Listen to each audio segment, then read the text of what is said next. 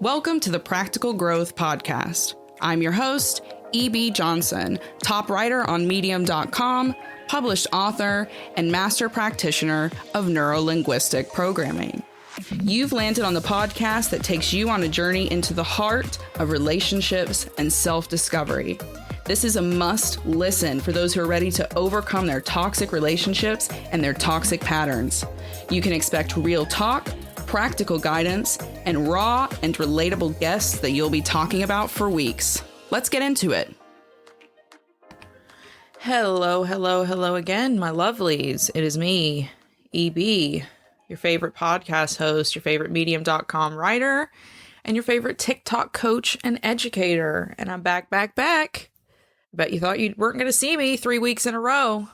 But I am here, and we are on a roll, and we are going to be diving into a really great topic today. And I'll tell you what, it is one that has lit up my TikTok, and it's been pretty popular on Medium as well.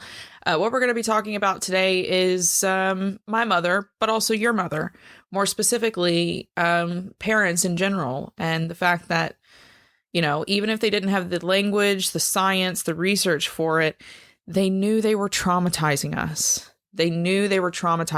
And I'm going to prove it to you here in this episode so that you can accept it, so that you can look that pain in the face and heal and move on. Just before we jump in, really good news. Good news for anyone who is interested in getting coached by me.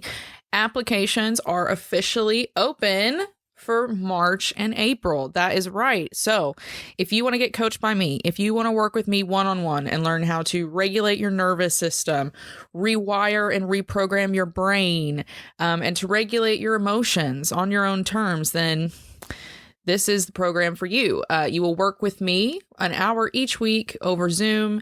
You also get access to group coaching and a lot of other really great things. So if you're interested in working one-on-one with me, if you're actually serious about improving your life, improving your mental health, and learning how to take personal accountability and transform that into self-fulfillment and self-actualization, then you need to apply now. I already have a few spots gone, so there's only a few spots left.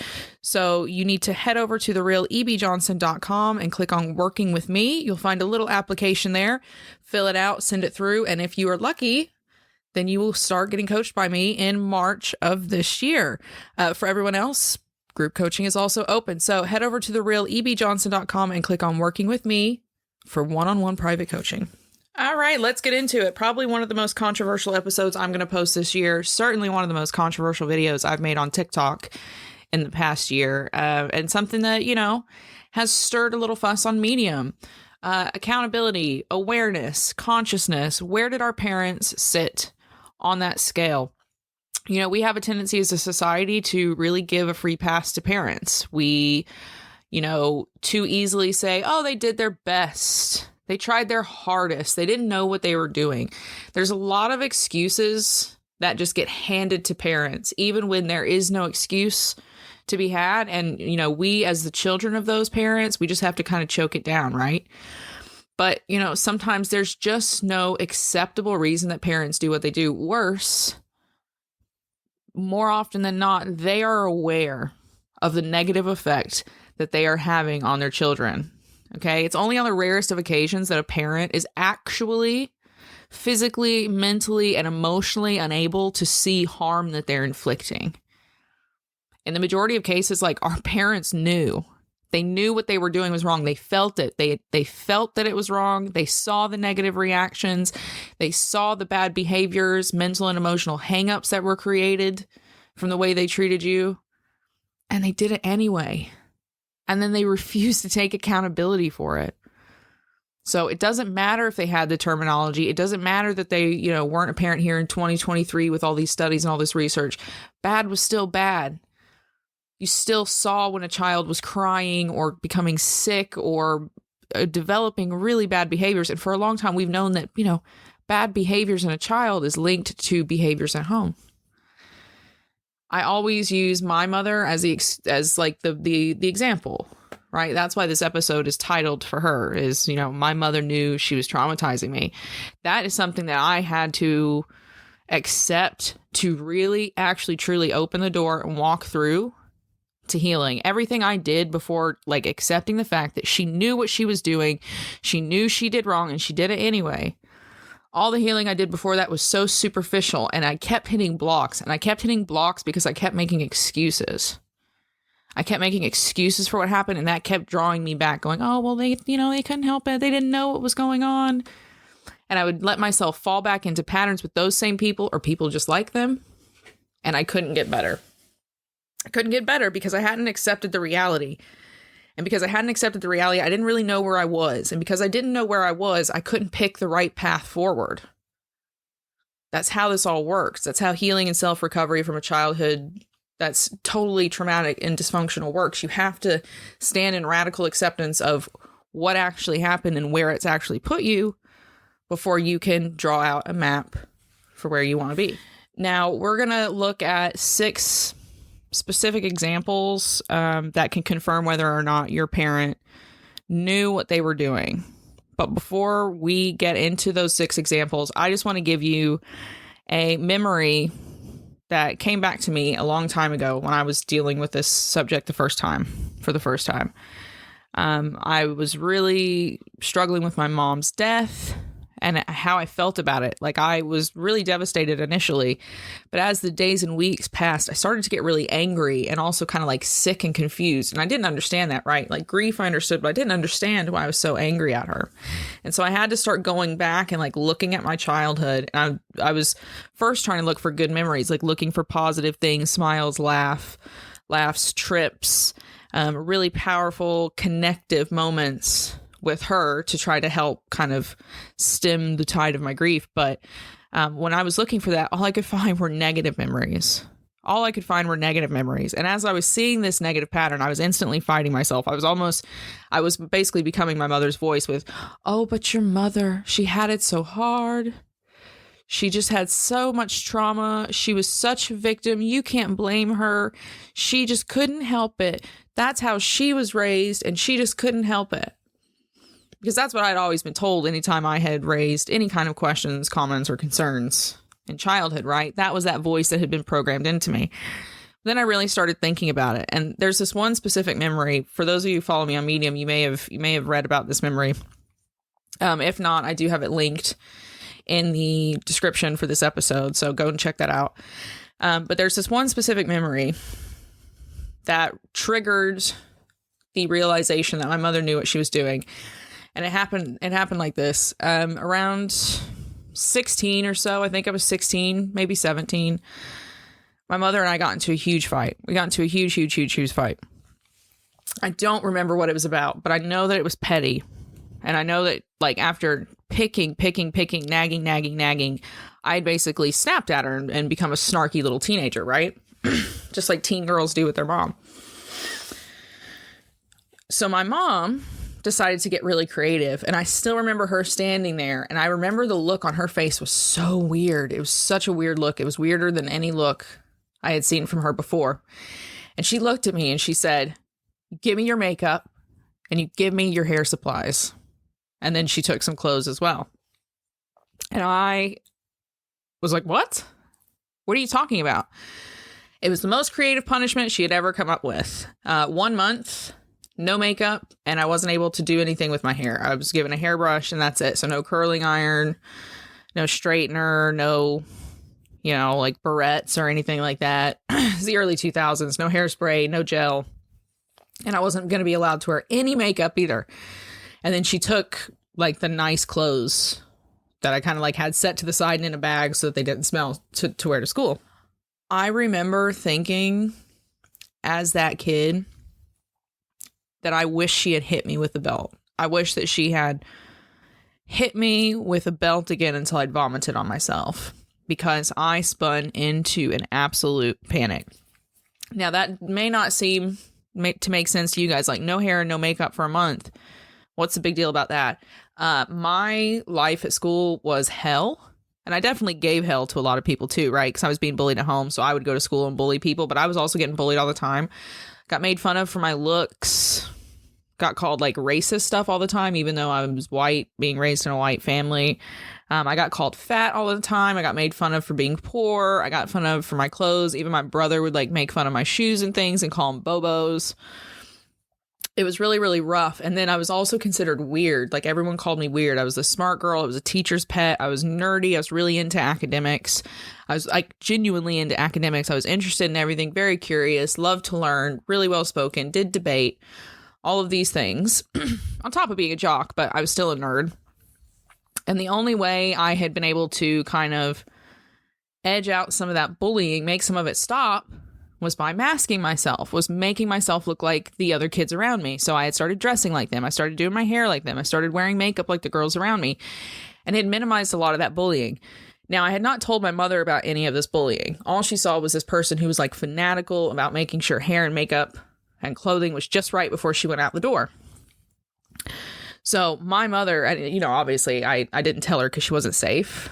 She was not a woman of empathy or compassion where her children were concerned. So there would have been, she wouldn't have understood, and she wouldn't really have cared. It would have turned into her talking about herself. Anyway, so my mother says no hair, no makeup for a month, and I lose it. I start having a meltdown. And still to this day, I can remember how gleeful her face looked when I started panicking. I mean, I had a panic attack, which is not something a healthy child in a normal environment would have done, right? It's not a normal reaction to just being told like you can't wear makeup. But I was just sick. I ended up throwing up, cried for hours and hours and hours, and my mother was gleeful. You could just tell in her face that she was like, yeah, that's it. Got her, you little, witch. I got you. That's it. So she ended up, once she got sick of me not being able to calm down, she told me to just go to my room. And I stayed there for the rest of the night. In the morning, I didn't get up like usual to get ready for school because I had, what was I going to do? I didn't want to go and get showered in the swamp bathroom. So I just didn't get out of bed. I hadn't slept all night. I was sick. Like, it was awful. She came in, and I must have looked like a Victorian ghost child or something, because she came in and she was very smug at first. And then she saw me in the bed. Like, she kind of creeped closer to the edge of the bed, and she saw me in the bed, and she blanched. She blanched like I was a dead body. She got this really weird look on her face. And then she asked me a couple of questions, like, had I been up all night? What was going on? Get up. Get dressed. And I didn't care anymore. Like, I remember thinking like it would be better to just die than to have to go to school and deal with everybody's going to make fun of my hair is going to be all poofy and my face is all broken out, and I'm going to obviously be looking crazy from crying all night, and I'm going to have to wear those old clothes that stink. Like, I'd rather just die. And even if I go home, I go to school and do all that, then I have to come home to her. I just don't want to be alive. And I was just like kind of catatonic in the bed. And she just looked panicked. She looked like, oh my God, I fucked up. That's what she sounded like. That's what she looked like. And she kind of backed out of the room. She went and got my makeup, my hair stuff, my clothes, handed them to me, left the room, and never spoke about it again. Never spoke about it again. Now, of course, things escalated and we had gotten to worse fights. I ended up like not living with her at some point my senior year, which I really struggle to remember. But basically, all of that memory was to, help you understand my moment of realization. Because going through that memory, remembering her face, the gleeful look on her face when she was doing it, and then the panicked look on her face when she realized that I had been pushed past some kind of invisible point, my mother knew what she was doing. She knew what she was doing. And from that moment on, I would watch her. And notice how much pleasure she would get from things like getting other people in trouble, complaining about a waitress to a manager, complaining about people at work, looking down on their bodies or their sex lives. She would smile. She would get these little smirks when she was punishing you. You tell she enjoyed it, right? There was parts of her that really enjoyed the power of punishing someone, even if it was a child. And so I had to accept that. And in that space, I had to accept that my mother knew what she was doing. She knew what she was doing, and she chose to do it anyway. A lot of you might see your parents somewhere in that story. You might resonate with that. You might be like, yeah, know exactly what that was like. That was exactly how my mom was. That's exactly how my dad was. But there are some more specific examples that you can look out for if you really are ready to rip off that Band-Aid and understand, like, did they know they were traumatizing me? Were they aware? In most cases, the answer is yes, but here are 6 specific examples that you can use to kind of confirm it to yourself. Number 1, they saw the negative reactions. Your parents saw the negative reactions, the extreme reactions that you had to the trauma, to those moments, which ended up inflicting brain damage on you, okay? Unless your parents had substantial, and I mean substantial, physical and or mental disabilities, they could see and gauge your emotional states. They would go to work and do it every day, didn't they? They did it with their bosses. They did it with their coworkers. They did it with the lady at church, with the next door neighbor. They could gauge emotional reactions and emotional states all the time. They could tell you were in pain. They knew when you were scared. They knew that you had questions, that you were confused.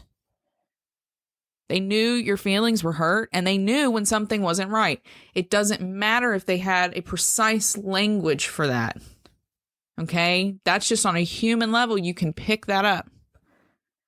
Like my mother, your parents saw your negative reactions. They saw more than you did because they were adults with a wider expanse of experience and knowledge. So even if they did not have language and research and parenting books and parenting classes, which they did have books and they did have classes, they knew they were part of the mess because they saw the mess being made. Number 2, your parents saw the hang-ups that their behaviors created in you. Whether that trauma was direct or indirect, they saw how you were negatively affected. And I'm not just talking about that initial negative emotional reaction like we just discussed. I'm talking about those hang-ups that you develop. Maybe you shut down when you're confronted with stress. Maybe you were becoming a people pleaser. You had a panic disorder or an anxiety that developed somewhere along the lines because of the behaviors. They saw that. They saw that. And here's the proof, right? Here's the proof about that one. Most of you who are listening to this had parents who called you out for those negative behaviors or traits, and they probably punished you for them. Like my mom started noticing that I had like really anxious, neurotic responses when I was in these emotionally stressed environments. Like, for instance, I would start picking at my head, picking at my hair and things like that. And she would scream at me. She would scream at me for it. Stop it right now. But she also knew and commented on the fact that it increased when she was creating stress or when she was nagging or she was bullying or cornering me. So they see those negative patterns that are already developing in you as a kid. They see them. They see them and they know that they're a part of it. Number 3, your parents remember their childhoods, okay? Your parents remember in some element what it was like to be a kid. Period. That's just period. Again, unless your parent had some significant head trauma, they remember elements of their childhood. They may not remember every element of trauma that happened to them, but they remember feeling powerless. They remember what it was like to be screamed at, to feel scared, to feel alone. They remember those feelings, and they remember things like being a kid and thinking, I wish someone would help me, or I don't want to do this, or I wish I wasn't here. I wish I was safe. Why is this happening to me? They remember things like that.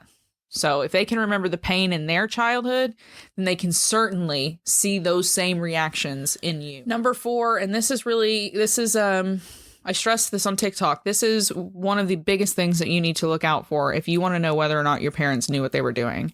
Number 4, they hid their behaviors. They hid their behaviors. Your parents went out into the world and they smiled and they told everyone how good you were and how proud they were of you. And they bragged about how close you were and how great the family was. And then when they got you home, they acted like a different person. They screamed, they yelled, they were emotionally distant. They were emotionally unsafe. They terrorized you. They made you feel small. They made you feel like you could not come to them, that you couldn't share with them, that they weren't proud of you, that they didn't love you, that they didn't have space or time for you. Okay? But when that front door opened and they were back outside, they were back on a stage. That sharp change in behavior, that modification in behavior, it proves that they knew what they were doing. The fact that they didn't want to treat you in public the way they were treating you at home proves that they knew the way they were treating you at home was not right. It was not right. As a parent, if you're going to do something to your child that you're not willing to do in a room full of strangers, probably shouldn't do it. Probably shouldn't do it. Number 5, they shamed you into silence. They shamed you into silence. What happens or happened when you try to confront your parents about the way you felt? Did they listen? Did they hold space for you? Did they ever say, like, I'm sorry, or I'm going to work on that, or maybe you're right? Or did they gaslight you? Did they turn everything around? Did they make you accountable? Did they shame you for speaking up, for holding the line of your truth, and for trying to hold them accountable for what they got wrong? That's a tactic used by toxic parents to avoid accountability. And you only have to avoid accountability if you know you've done something wrong and you're unwilling to take it on, to be responsible, to step up, to change it.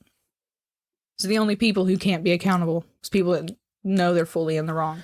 Last but not least, they kept you out of the way.